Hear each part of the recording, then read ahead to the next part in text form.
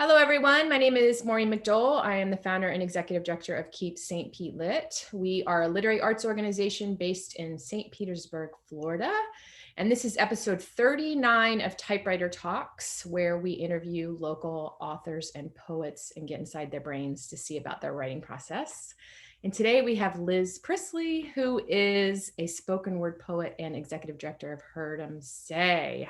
Thank you for being here, Liz. Yes, thank you so much for the invite. So the first event we did pre-Keep St. Pete Lit, you performed at, and that was June 2013. And that event was at the Maureen Art Center, and we did like this poetry showcase. It was And like the cork and something, right? Yeah, but now Yeah. Banyan Cafe has it. And I just wanted to represent all different types of poets. And at that event, I got the idea of like, maybe I should do like a literary organization. And from that event, now here I am almost 8 years later. Oh my gosh. Wow. Time. Yeah, yes. That's so fabulous. So I love, it's very full circle to have you here. Yeah. So tell us what you're working on right now. Yeah. So I think this last year of quarantining has really sent me back to just sitting with some pieces that have been in my journal and challenging me to rethink how I approach my work and the truth that I want to tell. In my role as the executive director of Heard 'Em Say Youth Arts Collective, working with teens this last year, as we've been transitioning to virtual everything now for about a year. There were so many new emotional truths that kind of came to the forefront for our young people missing human connection.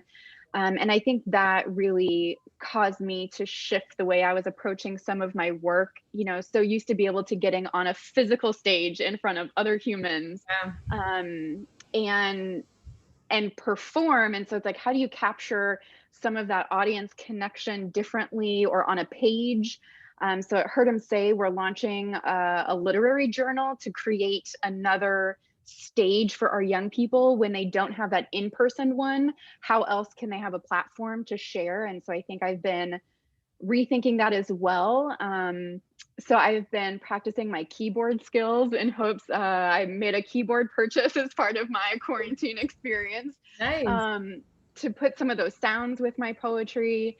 It's still in like rough draft stages, so I don't have that to share with you today. But yeah, so I think just a lot of revisiting and like using this as an opportunity to reflect on why we do what we do and how we do it. And this was maybe a good wake up call for all of the times that I felt too busy to return to my own work. Yes. I've taken like 2 different virtual poetry classes with poets I really respect, who are miles and miles away. So I could have never done an in-person class with them. And so I think that's been excellent too. So yeah. That's good that you've kind of taken this time to like reorganize and reflect. And I think the only way that we can really move through this is to take it as, okay, how do we innovate? How do we pivot? Because we don't really know how long we're going to be living with this. Everyone's kind of hopeful by the summer kids can go back to school, or that aren't already currently in school. Like my daughter isn't, right. But also like, I'm hoping that this will create like new, as you said, new innovative ways. Like it might not have occurred to you to do a literary journal for your kids. And now, right. That's an option to do that. And I think that's really cool. And especially with your own writing, like bringing in music and how can this resonate in other ways? Because we can kind of like get stuck in not that you were stuck, but you can get in your absolutely way of being things, and then life comes and goes. No. Right, exactly. And I think it's good for creativity to have some of those. There's many things I don't love about the world right now, but I am trying to be really grateful for the way it is shaken up. Maybe the things that we were doing the way we did them because that's how we always did them. And I always think it's good to shake those things up. So you identify as a spoken word poet. Now, how were you drawn to that format than just traditional poetry? Yeah, so I grew up with a lot of traditional poetry. I even studied creative writing and poetry in my undergrad program at UCF. which was a wildly different program than it is now. So my experience there at the time was like circa 2005, and it wasn't a positive one Mm, because I felt like my academic poetry classrooms didn't have space for an element of talking about social justice. And so I was writing poems about how my apartment complex in Orlando had a huge number of rapes. There was a man who was breaking into women's apartments, at gunpoint, and there was just a huge crisis across the campus, and no one was talking about it. wow. And so like that's what was happening in my poetry. Or there was an unidentified young man found who had died like while trying to crawl out of our apartment complex because he'd been stabbed. And I'm like, why is this not on a front page? Why are we not having conversations like this in our classroom of how to bridge the humanity we're talking about in poetry on a page with like our lived experiences outside the classroom? And there didn't seem to be space for that in the classes I was taking. Yeah. And I kept getting the pushback that like I needed more nature imagery, or my poetry didn't rhyme consistently. And if I was going to rhyme, it had to be a structured rhyme. It couldn't be, what looked like an accidental rhyme, regardless of how intentional it might have been. And so I just felt like, okay, well, I'm no longer connecting to poetry the way that I thought I was when I was reading some of my favorite poets, like a Maya Angelou or Audre Lorde or, Adrienne Rich. And like that wasn't present in my academic classrooms. And so I thought, okay, like traditional poetry is not for me, and moved on with life and turned into grad school, like seeking out composition and how to teach writing, academic writing in that sense. And then I just stumbled upon a spoken word open mic in Tampa in 2011, 2012 era. And the first spoken word open mic I went to, it was just this revelatory moment of feeling like I'd come home to an art form that I thought I had disconnected from. Yeah. And was like, this is everything I've been missing from what I thought my limited experience of academic poetry was, and traditional poetry on the page. And that journey, I mean, has certainly brought me back to seeking publication on a page and reading some of my favorites now who do build those bridges between like their lived experience and traditional forms and things like that. And so I think like it took spoken word poetry to bring me back home to the art form in a way that felt meaningful and like it encompassed all of the things that I needed it to for me. Yeah. And I think, and now you're teaching young people, which is wonderful. Mm-hmm. And we have classes that we're offering, and we just did a 2 nights ago, I guess it was, I don't even know what day it is. So Saturday night at the studio 620, Misha Brundridge put on a African-American poetry night, and Jamal Rock is the teacher at John Hopkins Middle, which is the South St. Pete Middle School. And we have a poetry and writing club there, and these kids came and performed, a lot of them are 8th graders, and there was like 10 students that were performing their work, and you could just see the connection these kids were having. And then they were meeting older poets, especially some of the African American men poets, because it was mostly male students, to see just these strong, embodied, but also sensitive, creative men that to emulate and look at. And it's like, if you are just teaching one form of poetry, it's such a disservice. You should really teach like a whole gamut of poetry so people can figure out where they fit, because we're not all one size fits all. Exactly. And I think so many of the texts that are classically brought into academic poetry classrooms, are your dead white male poetry. And it really loses the connection to lived experience of the humans in your classroom if the experiences happening in the poetry on the page are not connected to what they're seeing in the world around them. Like only after moving on in the world and then circling back, like, do I have a newfound appreciation for maybe someone like a Walt Whitman, who gives me inspiration that like he published the same collection of poetry over and over and over again, like Yeah. Leaf of Grass. And I'm like, Yeah. you know what? Like it is valid to keep working on the same poem or the Yeah. same collection over and over Yeah. and approach it and enter it from new ways. And you know, having a better understanding of what he was trying to do, but I could have never gotten there if I didn't first like validate my lived experience through other work. You know, if that was my only example, it wouldn't have been an effective one. Yeah, I was fortunate to study pottery and realized that I didn't like the traditional model for learning related to art, because Yeah. it really kind of killed it for pottery for me. And it was like, I realized like, don't do that for your writing. And I went to school for an English degree, but not for a creative writing degree consciously, because I'm like, I don't think you're the type of person that would thrive in this environment. You're too rebellious. Most of Yeah. my lived experiences growing up in the punk rock scene, so that's helped me so much as a poet. And it's just but there is like, even today I got a little triggered because I'm not following a traditional model as a poet, but then it's also like reminds you, okay, you made a decision to do this, so it doesn't mean it's not going to work out for you. It might just take longer, it might be in a different form, but you're rebellious and like you want your freedom. So Yeah, you know, absolutely. and we all have to find our place. We have to find where we fit as a creative.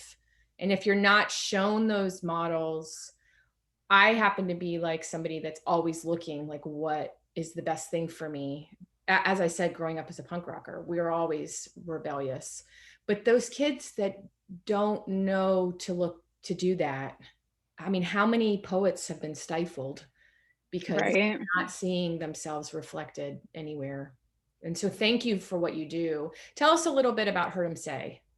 Yeah, so Heard 'Em Say started in Tampa. It was founded by Wally B, who is, you know, known as the godfather of Tampa poetry. But he started it back in like early 2000s as a response to a lot of youth curfews and rules that were happening around the city telling youth what they can't do. And he kept asking the question, well, what can they do? And so he started a monthly open mic as a place to say, here, young people can come be here, whether they're on the mic or not, is like, this is a place that is for them. And it really just took off in popularity. And so I connected with him in 2012 and we started growing it to the model of a nonprofit because we realized, you know, we're fundraising to send students to competitions and things like that. So it just makes sense. So now we have 3 programs. We have a monthly open mic that happens the last Friday of every month. It is virtual right now on Zoom. We are also in our workshop season. So we have weekly workshops on Saturday afternoons talking about the craft of writing poetry as well as performance. And then to work on our literary journal, which we're launching in May of this year. So our submissions are open right now. Actually, you can head to heardemsay.org and look at it. And then we, in years gone by, have put together traveling competition teams for Poetry Slam. The landscape of that is shifting at the moment. We're in tentative talks with a poet in Orlando, Blue Bailey, who was an integral part of getting Heard 'Em Say started in Tampa, and part of Heard 'Em Say participating in an international competition called Brave New Voices. And so Blue in Orlando 2 years ago started a festival called Yellow Swap, which is a youth spoken word poetry slam festival, because the international one is not always accessible financially. And I think national poetry slams have really had a challenge in the last decade or so, being safer spaces for poets, embracing all sorts of lived experiences and identities. And you know, the youth scene is not without its challenges too on that front. And I think that the adults running these spaces are always trying to play catch up at times to like where the youth are in terms of being ready to you know, what they're willing to talk about and how they want to be engaged and how they want to be treated. And you know, so there's been some bumps. And so we're kind of reevaluating whether traveling competition teams will be a thing once the world opens back up again and we can have, you know, human contact. You know, so that one is a little tentative. But again, we're launching some other platforms like our YouTube channel and our literary journal to make sure that those public stages stay accessible to our young people. Yeah, and I can imagine, because we just worked with Poetry Out Loud with USF, and the kids all perform virtually. And, Mhm. and especially if you're dealing with kids that are dealing with monetary challenges, the virtual model, if they have access to internet, obviously, is so much more accessible in so many ways. It's Yeah. harder. You don't get that live audience feel, which is really tricky, which, you Yes. do spoken word that you kind of feed off the audience. So Yeah, exactly. Well, and for the slam competition, it's traditionally been team competition. And so it is really hard to yeah, perform a group piece with a human that you can't be in the same room with. And yeah, so, in terms of like video lag and audio meshing, has been a challenge of like, how do we take two videos and put them together, or like get on a Zoom and record? But if we're having lag issues, then it's not always oh yeah, beautiful. it's Yeah. interesting. So, it has been a technologically creative time for us as well to think through those things. Yeah, it'll be interesting. Like I've got friends that have babies and their babies are seeing people with just masks on. And what, Mhm. like, do they know, are their senses getting more heightened to listen to voices, or do they know who you are without your mask? And Right. yeah, we just did a huge That's festival wild. and it was like 20,000 people and everyone had masks on. And it was so like just bizarre how you can't really communicate, how much we communicate with our mouths. And Yeah. it was like robot day. I was like, Yeah. this, I by like in the afternoon, thank God I was with my mom with our booth. I was like, I'm freaking out. Like, this is just all the people Yeah. and just it was so, it's just it was, oof. So, Yeah. what would be the advice you would give your younger writer self? Yeah. To know that what you're writing about is valid, whether you see it in the world around you or not. And to trust your gut. And when spaces are uncomfortable, don't stay in them. uh, and to find the role models that work for you. I think in a lot of poetry spaces in academia, and then also in the spoken word community, when I started, there were so many men who were in positions of authority. And so I really struggled to find, like, all right, I love a role model to, imitate, not in the sense of like replicating, but in order to try on what could my voice sound like. I think imitation is like a huge piece of that, whether in print or in person. And it was challenging to find women role models who were navigating the other added pieces to being in competition spaces, like men approaching you with a sexual confrontation after the show, and it's like, Yeah. oh, I didn't realize that was now going to be a part of this. And like, to have folks to have conversations like that with. And so I would tell my younger self that, yeah, if you're uncomfortable, leave, write about what you want to write about. Listen and read more than you write. Mhm. And trust your gut. Those Yeah. are all really valid, good. Thank I you. felt the same way when I mean, I'm not really a spoken word poet, but I didn't really fit in either in the academic poetry world, and I didn't fit in the spoken word poetry. And I keep saying people, it's like right down the middle. I was like, I wonder if there's other Mhm. people that feel this way. But I remember going to open mics, spoken word open mics, and still reading, but very male dominated. And even like you'd finish your piece and they jumped right over what you were saying, and I was like, this is not my vibe. Like, where do I Yeah. fit? And keep saying people that kind of grew out of that, like not fitting in either of those two worlds at all. Yeah. And kind of what's that middle path in there. So, Mhm. and that's an example of like, you don't see what you need in the world. If you can't find it, you might need to be the pioneer and to create it. Yeah. That's always Yeah. an option. It's not the easy route. Never. Never. Very lonely, but But it thank can be so God. rewarding. And Yeah. I think it's brave to give other folks examples of like, hey, it doesn't have to be like that. Like, I know that is what has been normalized in either your geographical community or an online community or a school Yeah. community, but like, it doesn't have to remain that way. Okay. Um, Yeah. And if you can yeah. find one person, my mother is like 6 months in, she's like, you're onto something. Live Yeah. here and get this going. So thankfully, and I was newly divorced. So it was just all how it all worked together. And then here we are Yeah. years later, and I have a stable income to support my poetry. And so you never know where those paths that you keep getting all these doors closed, look for the open doors or create them. Exactly. Knock that shit down, you know? Yeah. Your own kingdom, set the tone. That's what I did. Set the tone. Exactly. So, Here for that. so who are some of your favorite writers and what are you reading right now? Yeah. What am I reading right now? So I am slowly making my way through President Barack Obama's new book that came out. And that's been really interesting, kind of in the context of what's going on in the world now. I would say in the world of poetry, some favorites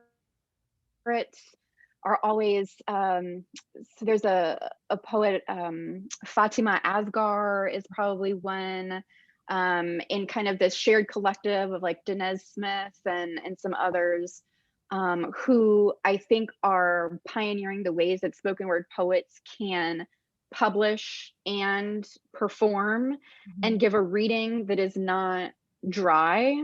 And so when AWP was here, however many years ago that was in Tampa, 2 years, yeah, yeah.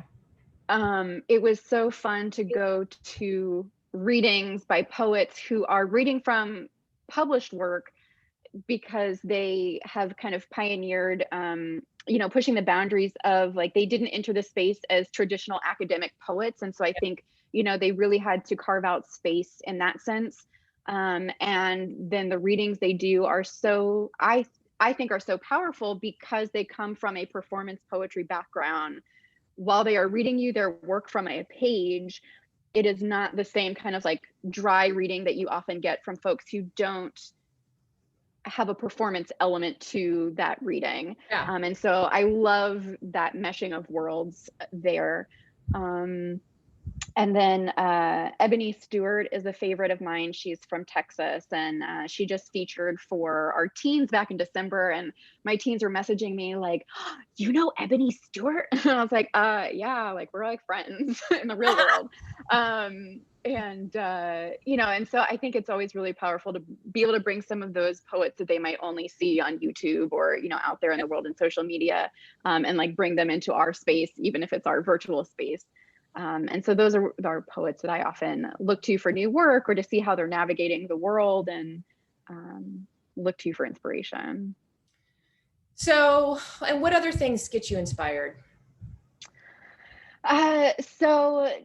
New prompts and new ways of thinking about poetry. So I took a writing class with Sierra DeMulder. She's out of Minnesota these days. But we connected when she was in Florida, working with a youth organization down here for a little while, and has been involved in a program called Slam Camp with a couple of other poets, that is on hiatus until human interaction resumes.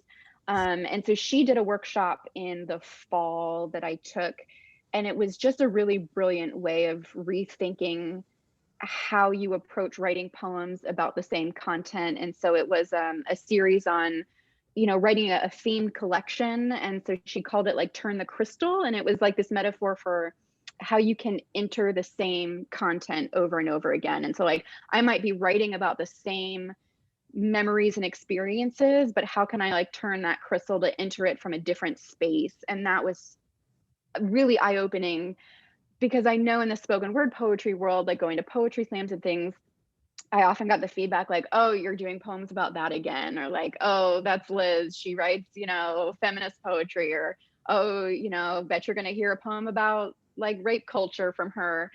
And I think that gave me the sense that it's bad to write about the same content, when in fact, like, no, people are just annoying.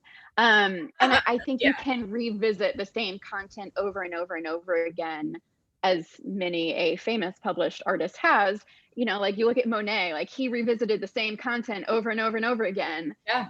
But he approached it differently, or looked at it through a new lens, or tried a new technique. And so I think that poets often don't give themselves that validation for approaching the same content over and over again, but finding new and different and creative ways to do so. And if it makes your audience uncomfortable, then I'm probably doing what I wanted to be doing in the first place.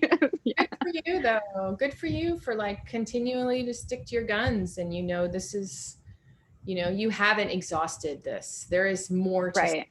you feel the need, there's more to say. So obviously there's more to say. And then you found a mentor that can like mirror that. And I love when that happens. And it's frustrating before it happens.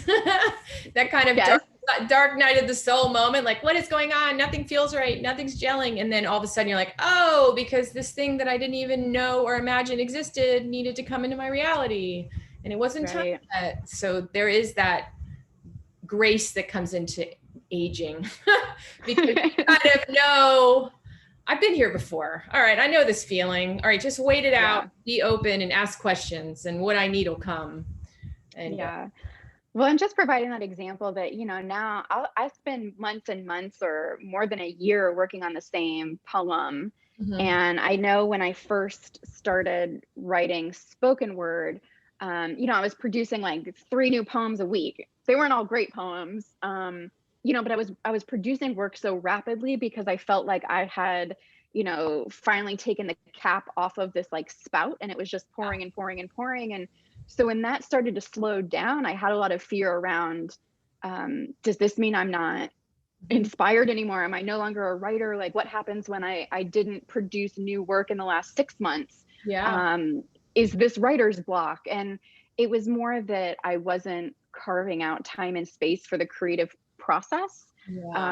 And so I've been doing a lot of good reading and talking with folks that I work with. So like Curtis Davis is a poet in the community who he actually is an alumnus of Heard 'Em Say, and now he's part of our leadership team as our creative director and one of our slam coaches. And we were talking about how like if you're an artist, like you're gonna be an artist, but if you're working the 9 to 5 or, you know, taking care of all the other responsibilities of paying the bills, and you're not like creating the space, it can't always pour through. And so how do you move things aside? And I think this last year has been proof of that, which is when I give myself space, I'm still pouring out. It might look differently, or I'm a more critical editor now of my work. And so I'll spend longer in the editing process than perhaps I did 5-10 years ago. But like that's still creativity too, and to honor and validate that.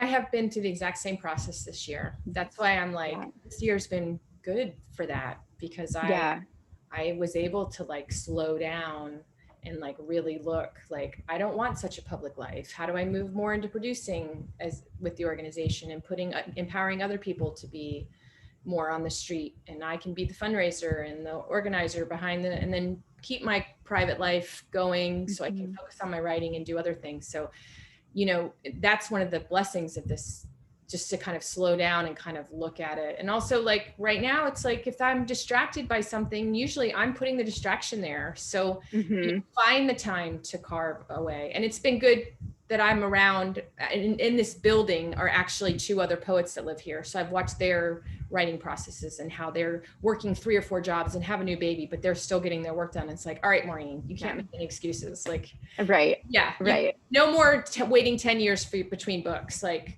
get on. So that's been really rewarding to be in that space and know, you know, and that's what's been nice about the slowdown. So last question, and then we'll hear some of your writing. And this has been wonderful. Thank you. What would be your holy grail piece of writing advice? Of writing advice.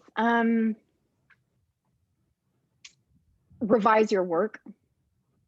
I think, and that's part of the creative process too.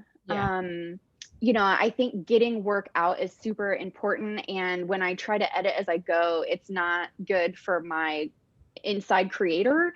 And so I took a class recently with Megan Falley, who a lot of folks know because her partner is Andrea Gibson.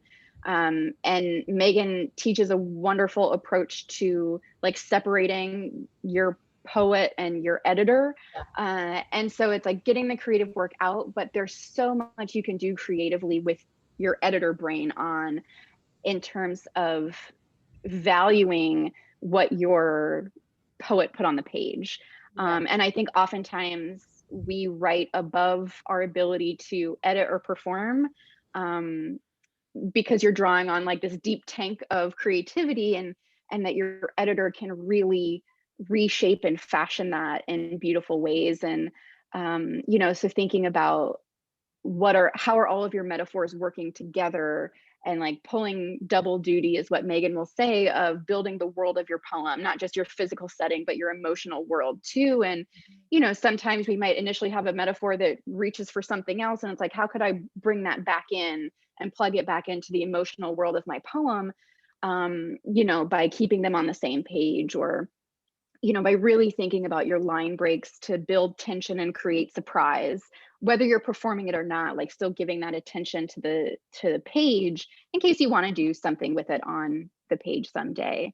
And I think that would be, I used to not respect editing as a process because I didn't want to feel like limited, or I didn't want to critique my work. And I think it's more about just how much more amazing can I make it on the page? How much more beautiful, how much more powerful and impactful? And it might need to sit for a while before I'm ready to revise it, especially if it's an emotional piece or a piece I wrote for catharsis and not the public. But yes, edit your work. That would be my holy grail advice. I like what you're saying about, like, I was trying to edit a poem that I wrote recently about a friend that passed away, and I can't, it's not time yet. Like I'm still so close to it, and it's not, and then you try to force it I was going to submit it to my friend's magazine, Neptune. And it was like, it's not time for this poem. Like, I can't go there. I can't, but also the benefit, like I have a friend that's editing my work now, and it's so great to have a poem and like send it to her and go, is this right? Like, is this go? And then she emails me back, that's right. Like if you find that trusted person that can like gets to know you, because we're really missing that in the publishing world, because it's so like, is it, they used to, find writers and then they would be mentored, and then someone hears your voice and they help you grow. And if you can find that person and an editor that can help you, like, be a better version of yourself. Exactly. It's a gift. So thank you for mentioning that. So let's hear some of your work. Yes. So first I'm going to read a short piece that I have written recently that came from the class that I took with Megan Falley. And so this one is kind of tentatively titled Pink Dress. She is 4, maybe 5, braced in front of a play place, fry grease smeared on her chin, brows creased in determination, one fist held tightly by her face, the other outstretched at the end of her reach. Boys look on in horror and awe. She could fit right between Gloria Steinem and Angela Davis on the front line of an intersectional feminist battle. The field, a McDonald's birthday party, was the peak of her pre-K social scene. A whole year it took to prove her worth to a class full of boys. Prove she is more than a girl, could in fact be a friend or a threat, a 1-2 punch, literally, to the offending mouth or nose or cheek. 9 times that year they called her mother to send her home. 9 punches for 9 boys who all had to learn for themselves like boys do. None of them took the example before them to heart. All that work ruined now by a pink dress with its small flowers and seersucker cotton, hair tied back in pigtails, crowned with a pink barrette. Patent leather Mary Janes fit her feet, shoulder width apart for balance, which does nothing to counteract the slick shoe bottoms.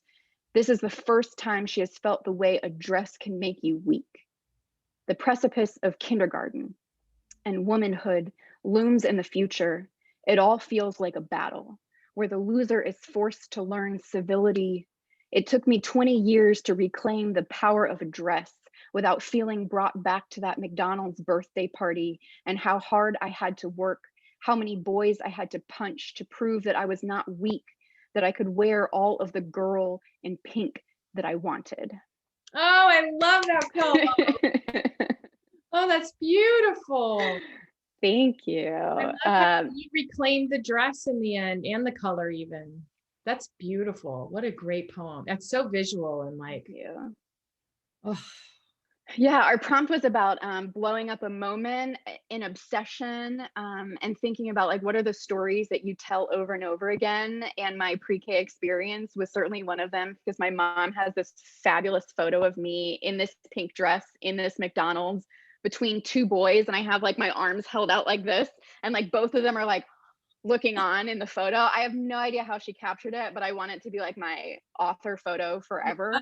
And so I was like, let me see what I can do with this because I just love it so much. And so I'm so thrilled I took that class because it led to that poem. So Oh gosh, you just inspired a poem.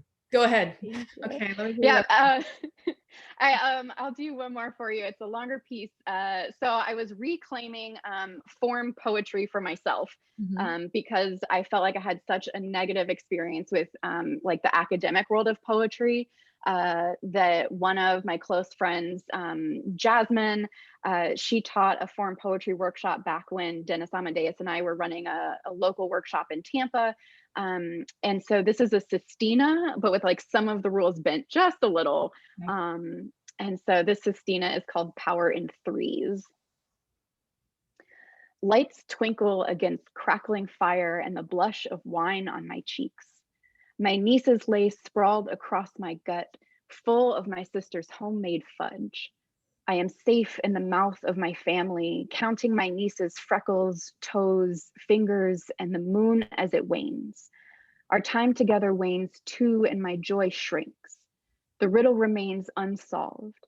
How do we protect our girls from the horrors of the world, our generational curse of three?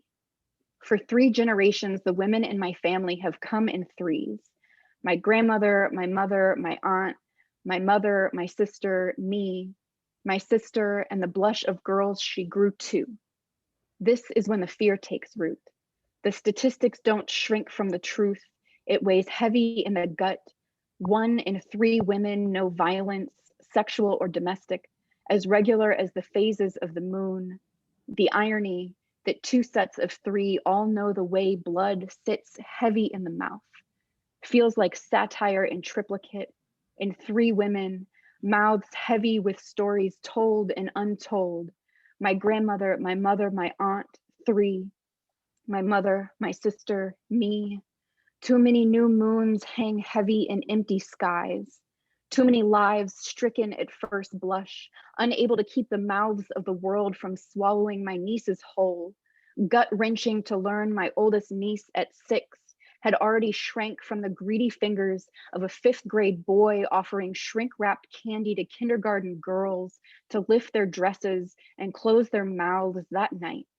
I sobbed in the shower, knife wound of reality gut deep. My sister, Susanna, Emma, my mother, my sister, me, us 3 unable to shield our babies from the blushing truth of greedy fingers or angry palms stalking the moons of our family. Bodies laid bare under full moons, bodies full of bloody moons and mouths shrunk. The last of us untouched by violence is soon to be 5. Her joyful face blushes with the hope of 3 generations, hands and mouths folded in prayer, prostrate in spell, be the 2 and 3 who flees the cycle, who guts the curse, who trusts her gut and not the lies of men told under new moons.